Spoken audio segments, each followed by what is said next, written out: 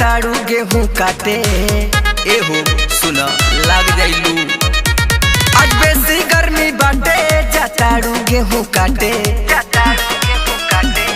Pose बना के मोहज पतू करेलू देखाबा, पोज बना के मोहज पतू करेलू देखाबा।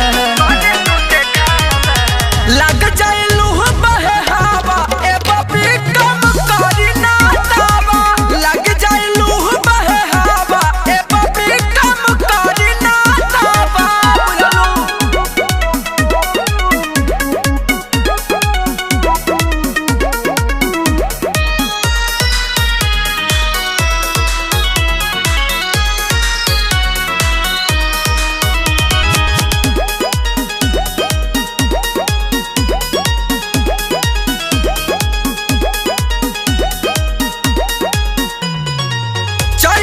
चिकन चीजी हो जाए करिया, तभी के सामान सारा निकला बहरिया।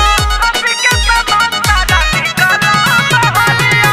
चरिता में चिकन चीजी हो जाए करिया, तभी के सामान सारा निकला बहरिया। तो बेवाला वो पेन कैलू फैशन में पहिराबा, तो बेवाला वो पेन कैलू फैशन में पहिराबा। लग जाइलू बहे हवा ए बबी कम करी ना दावा।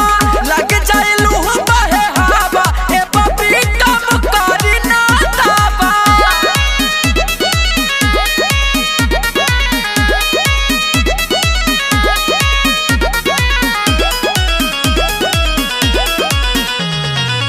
बाबा अखिलेश कहे राजगाजीपुरी, मिलऊ पे दरवाजा देही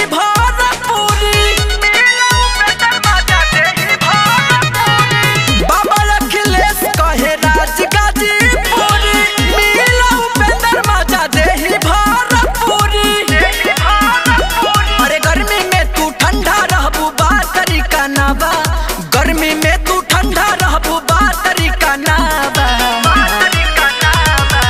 लग जाइलू बहे हवा ए बबी कम करी ना दावा। लग जाइलू बहे हवा ए बबी कम करी ना दावा। अखिलेश बाबा तो ही सुधारा एके।